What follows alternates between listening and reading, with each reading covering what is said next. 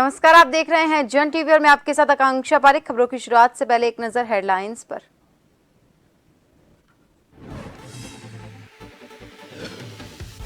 धामी सरकार के 2 साल पूरे होने पर प्रदेश भर में होंगे कार्यक्रम। सीएम धामी ने मीडिया से रूबरू होकर योजनाओं का किया बखान। प्रदेशाध्यक्ष महेंद्र भट्ट भी रहे मौजूद।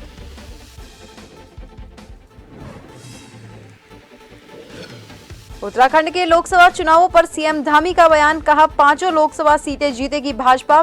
पीएम मोदी लोगों से जुड़े हुए हैं भावनात्मक रूप से।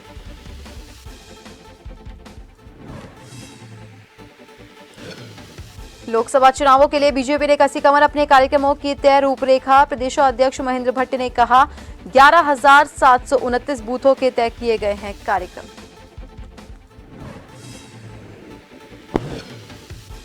अल्मोड़ा पिथौरागढ़ लोकसभा से बीजेपी प्रत्याशी अजय टम्टा ने दाखिल किया नामांकन। प्रदेशाध्यक्ष महेंद्र भट्ट और मंत्री सहित कई विधायक रहे मौजूद। जागेश्वर मंदिर में की पूजा। और कांग्रेस के खाते फ्रीज करने का मामला, उत्तराखंड कांग्रेस ने लगाए केंद्र पर कई आरोप। कहा पार्टी को आर्थिक रूप से कमजोर करने का प्रयास। बीजेपी ने कहा यह हार की हताशा।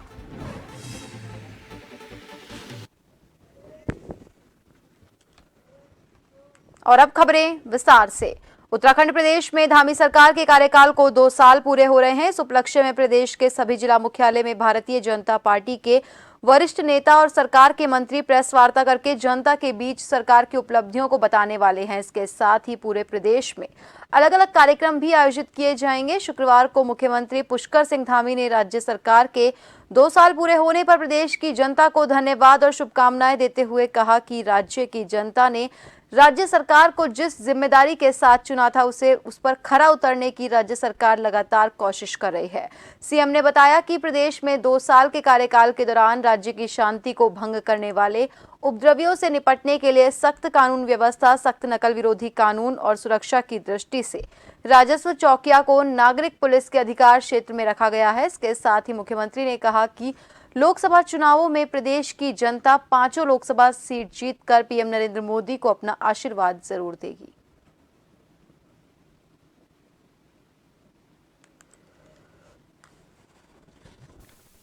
उत्तराखंड राज्य स्थापना के बाद पिछले अगर 2 वर्षों का कालखंड देखेंगे तो 2 वर्षों के कालखंडों में जहां अनेक उपलब्धियां राज्य को हासिल हुई हैं, वहीं अनेक चुनौतियों का भी सामना करना पड़ा है। अनेक चुनौतियां हमारे सामने आई, चाहे वो जोशीमठ की आपदा हो, चाहे वो चिलकारा टनल का मामला हो, या चाहे इन चुनौतियों को हमने उत्तराखंड की देवतुल्य जनता के आशीर्वाद से, हमारे प्रधानमंत्री आदरणीय मोदी जी के आशीर्वाद से, उनके मार्गदर्शन में उन चुनौतियों को काम करते हुए उनमें हमको सफलता मिली। और बहुत सारे जो चुनौतीपूर्ण विषय थे, उन विषयों पर भी हम आगे बढ़े और निर्णायक रूप से आगे बढ़े। बहुत सारे हमने सख्त निर्णय भी लिए, सख्त कानून भी हमने बनाने का काम किया है। उत्तराखंड के मुख्यमंत्री पुष्कर सिंह धामी ने शुक्रवार को कहा कि पीएम नरेंद्र मोदी के प्रति लोगों के प्यार की वजह से भाजपा राज्य के सभी 5 लोकसभा सीट जीतेगी। देहरादून में उन्होंने कहा हमारे प्रधानमंत्री उत्तराखंड के लोगों से भावनात्मक रूप से जुड़े हुए हैं। हमारे प्रधानमंत्री जी का विशेष लगाव है। उनको यहाँ की मातृशक्ति, यहाँ के बड़े बुजुर्ग, यहाँ के बच्चे सब अपने परिवार का मानते हैं। उनके हृदय में उत्तराखंड बसता है, इसलिए उनके परिवार का चुनाव है। लोग 19 अप्रैल के मतदान की दिन की प्रतीक्षा कर रहे हैं कि उसको एक उत्सव की तरह मनाएंगे।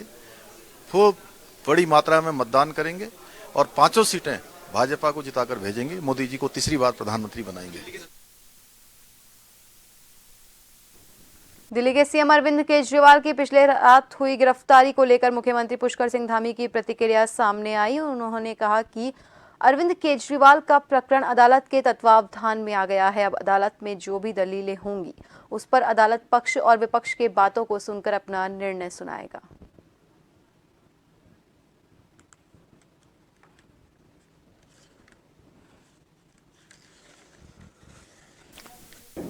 केजरीवाल जी का जो प्रकरण है वो आप सबको पता है कि अब अदालत के तत्वाधान में आ गया है, अदालत उसको देख रही है और वो सारे साक्ष्यों पर सारे जो भी दलीलें होंगी पक्ष विपक्ष दोनों को सुनने के बाद निर्णय आएगा और वो कानूनी प्रक्रिया है।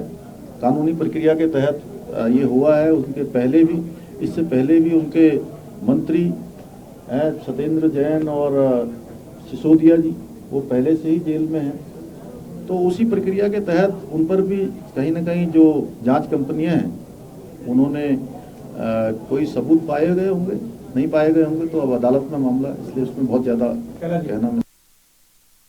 भाजपा लोकसभा कार्यालय का रुड़की में उद्घाटन किया गया। इस दौरान आपको बता दें कि लोकसभा प्रत्याशी त्रिवेंद्र सिंह रावत, भाजपा जिला अध्यक्ष शोभाराम प्रजापति, रुड़की विधायक प्रदीप बत्रा, जिला पंचायत अध्यक्ष किरण चौधरी, राज्य मंत्री श्यामवीर सैनी सभी ने भाजपा पदाधिकारियों के साथ हवन पूजन कर कार्यालय का शुभारंभ किया। तो वहीं भाजपा जिला अध्यक्ष शोभाराम प्रजापति ने सभी पदाधिकारी और कार्यकर्ताओं से चुनाव में जुट जाने के लिए कहा। विधायक प्रदीप बत्रा ने कहा कि पूरा देश विकास चाहता है और विकास केवल भाजपा ही कर सकती है।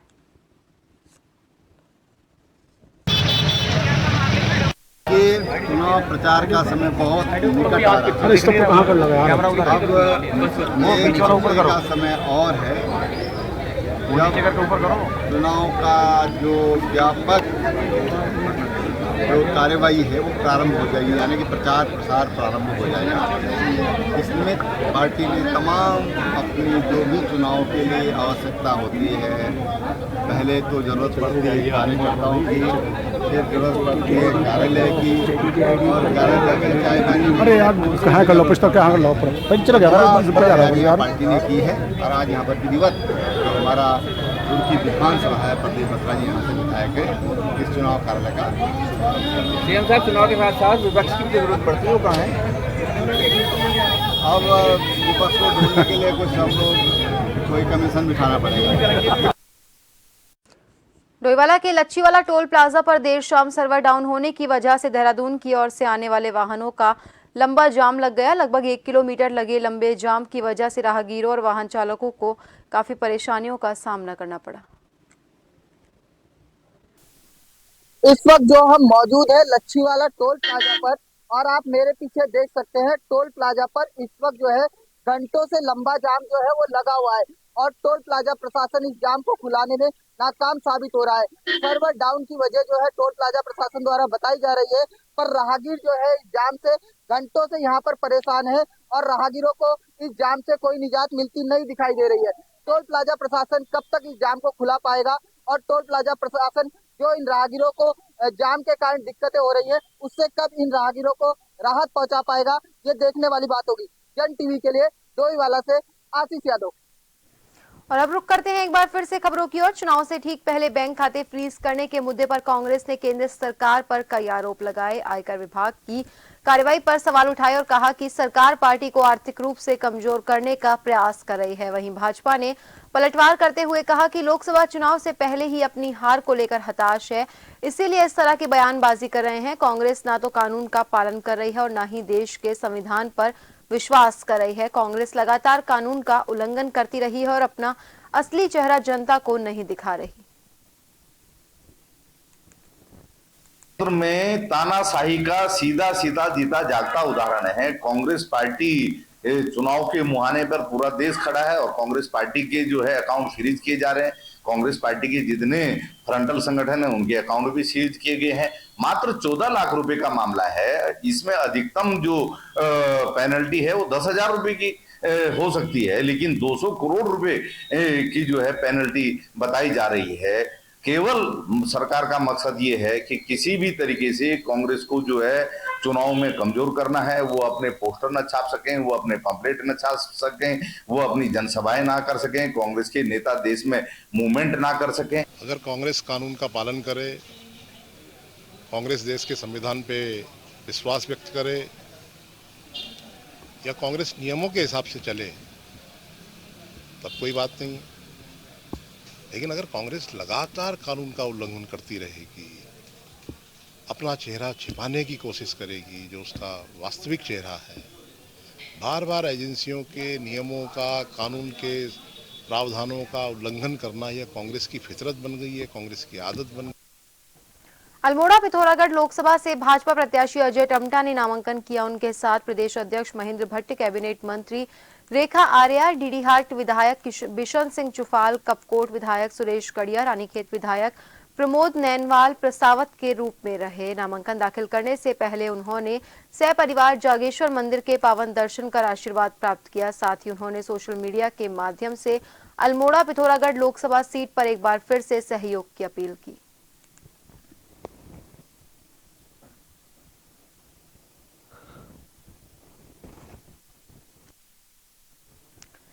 लोहाघाट जल संस्थान के द्वारा लगभग 1.5 करोड़ रुपए की लागत से सुई पंपिंग पेयजल योजना का निर्माण किया गया था, लेकिन योजना बनने के बाद से ही विवादों के घेरे में आ गई थी। ग्रामीणों ने योजना में जंग लगा लाल पानी आने की शिकायत कई बार जल संस्थान के अधिकारियों से की। वहीं डीएम के द्वारा भी योजना का निरीक्षण कर जल संस्थान को जांच के आदेश दिए। इसके बाद ग्रामीणों ने मुख्यमंत्री कैंप कार्यालय में भी शिकायत की, वहां से भी कोई राहत नहीं मिल पाई। ग्रामीण जल संस्थान पर पेयजल योजना निर्माण में भ्रष्टाचार के गंभीर आरोप लगा रहे हैं और योजना स्थल में जाकर जल संस्थान और प्रशासन के खिलाफ जोरदार नारेबाजी करते हुए लोकसभा चुनाव बहिष्कार का ऐलान कर दिया। तो बड़े मुश्किल से ये पेयजल योजना हमारे यहाँ की सुधरने लगी। लगभग इसमें 1.5 करोड़ की ये योजना आई, ठीक है। इसमें जैसे बड़ी मुश्किल से तो काम शुरू हुआ, पाइपलाइन लगी तो वो पाइपलाइन इतने फर्जी लाए ये लोग। अब हम इसको, ये अभी जांच का मुद्दा है, ठीक है। ये अगर इसकी जांच हो तो हमें तो पूरा विश्वास है कि ये पाइप भी मतलब अच्छी क्वालिटी के नहीं है।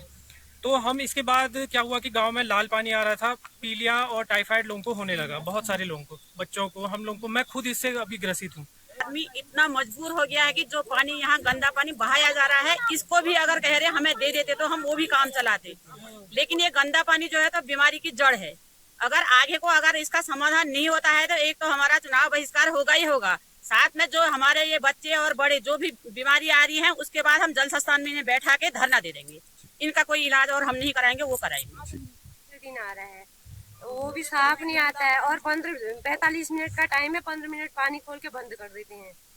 तो इससे हमारे कपड़े धोने के लिए भी नहीं होता है और गाय है जैसे पीने वाला तो ये हुआ ही नहीं, ना नहाने के लिए। इतनी दिक्कत आ रही है ना हमारे को। अब गर्मियों का टाइम आ रहा है, आगे आगे देखो ऐसा ही चलेगा। ये तीसरे चौथे दिन भी जाता है ये पानी, किसी दिन चौथे दिन आ रहा है।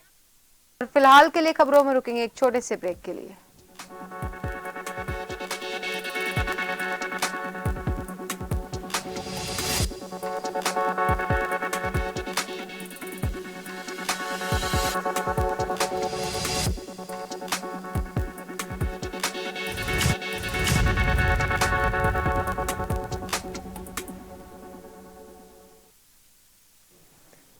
ब्रेक के बाद एक बार फिर से आप सभी का स्वागत है। बढ़ते हैं अगली खबर की ओर। लोकसभा चुनाव को शांतिपूर्वक करवाने के लिए पुलिस प्रशासन ने पूरी तरह से कमर कस ली है। वरिष्ठ पुलिस अधीक्षक के दिशा निर्देश पर मंगलौर पुलिस को न सिर्फ कई पुलिस नाके लगाकर वाहनों की चेकिंग शुरू की, बल्कि क्षेत्र में कई जगहों पर मंगलौर कोतवाली प्रभारी निरीक्षक अमरचंद शर्मा के नेतृत्व में एक फ्लैग मार्च भी निकाला गया। फ्लैग मार्च के दौरान पुलिस को न सिर्फ संवेदनशील और अति संवेदनशील गांवों का दौरा किया, बल्कि लोगों को चुनाव में शांति बनाए रखने की अपील भी की। वहीं इस मौके पर मंगलौर सीओ विवेक कुमार ने बताया कि चुनाव को शांतिपूर्वक करवाने के लिए पुलिस पूरी तरह से मुस्तैद है।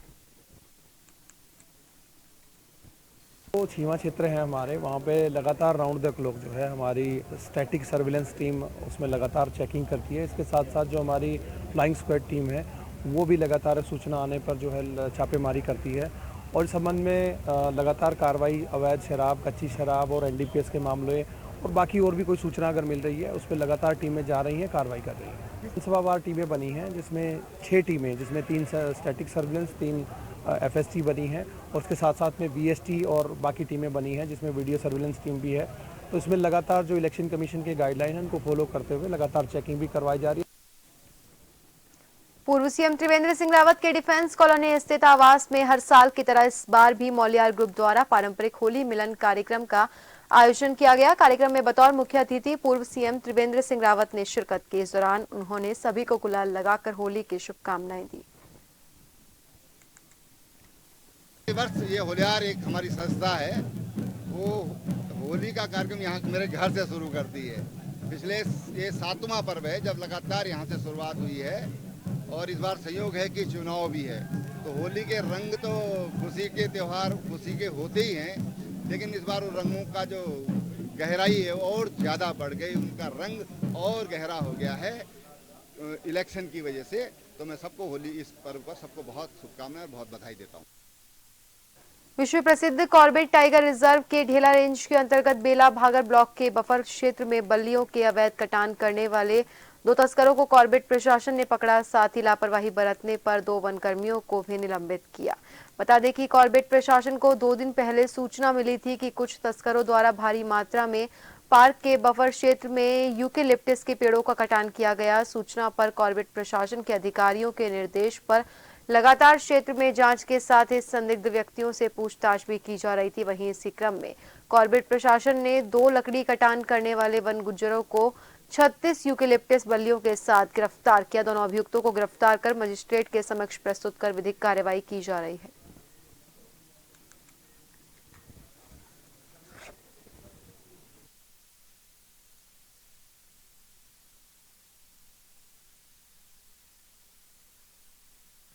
क्षेत्र है उसमें यूकेलिप्टस की बल्लियों का अवैध खनन किया गया है। ये जैसा देखिए, ये 1-2 दिन पहले ढीला रेंज में ये जो हमारा यूकेलिप्टस का एक बफर में एक पुराना क्षेत्र है उसमें यूकेलिप्टस की बल्लियों का अवैध खनन किया गया है। ये जैसे ही मामला प्रकाश में आया और हमको जानकारी तत्काल इसमें धरपकड़ की कार्रवाई की गई और ये जो स्थानीय 2 गुज्जरों को इसमें इन्वॉल्व पाया गया है तो उनको आज गिरफ्तार किया गया है और उनको कोर्ट जेल भेजा जा रहा है।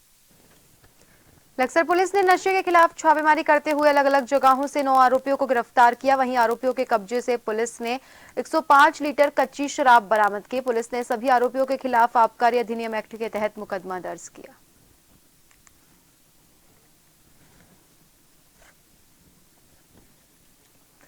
लक्सर कोतवाली पुलिस ने चेकिंग के दौरान 2 आरोपियों को एक अवैध तमंचा और 2 जिंदा कारतूस के साथ गिरफ्तार किया। साथ ही दोनों आरोपियों के कब्जे से 2 चाकुओं को भी बरामद पुलिस ने किया। दोनों आरोपी क्षेत्र में किसी बड़ी घटना को अंजाम देने की फिराक में थे। वहीं पुलिस ने आर्म्स एक्ट के तहत मुकदमा दर्ज कर दोनों को जेल भेजा।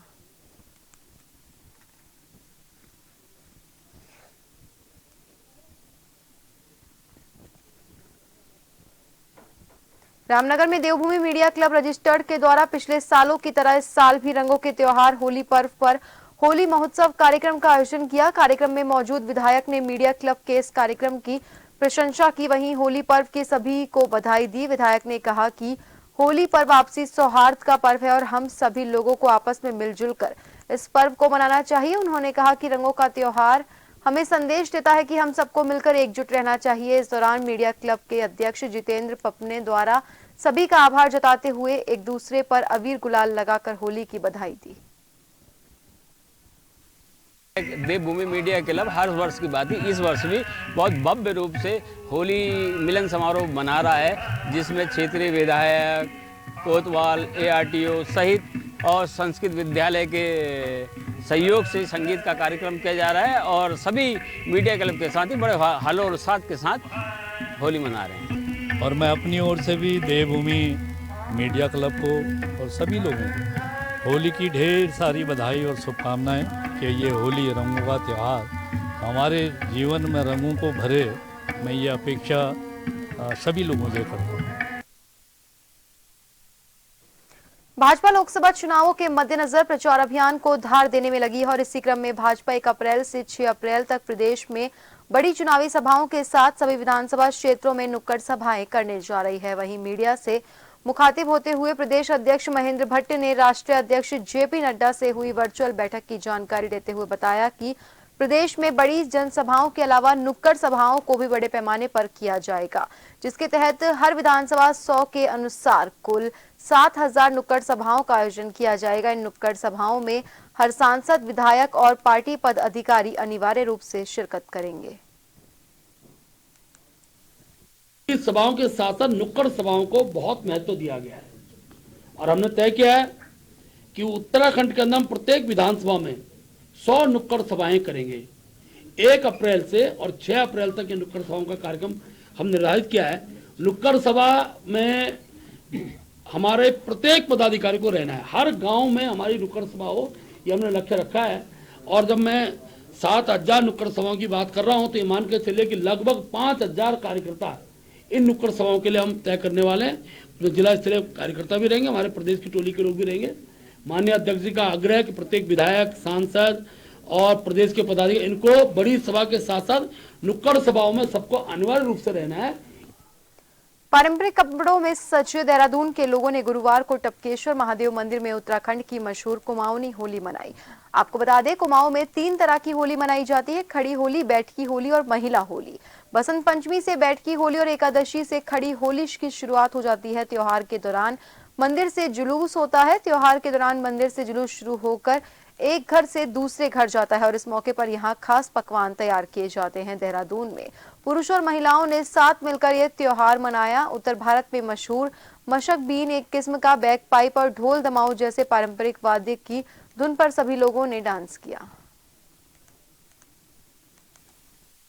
आज यहाँ पे कुमाऊनी होली जो खड़ी होली है उसको खेला गया है और इसमें जो है आपने देखा होगा होलियारों ने किस तरीके से जो हमारे कुमाऊनी के परंपरागत जो उनके अपने वस्त्र आभूषण हैं उसके साथ साथ जो वाद्य हैं जिसमें आपने देखा होगा ढोल है और आप मसकबीन है और नंगाड़ा आदि बजा करके और हुड़का बजा करके यहाँ पे होली खेली गई है। और फूलों की होली भी हमने खेली है देश की सुख शांति और समृद्धि की मंगल कामना के साथ। यह हमारा एक छोटा सा समूह है जो कि हमारे विरासत में जो हमें सांस्कृतिक धरोहर मिली है, यह विरासत को हम आने वाली पीढ़ी तक पहुंचा सकें, इसका यह हमारा छोटा सा प्रयास है।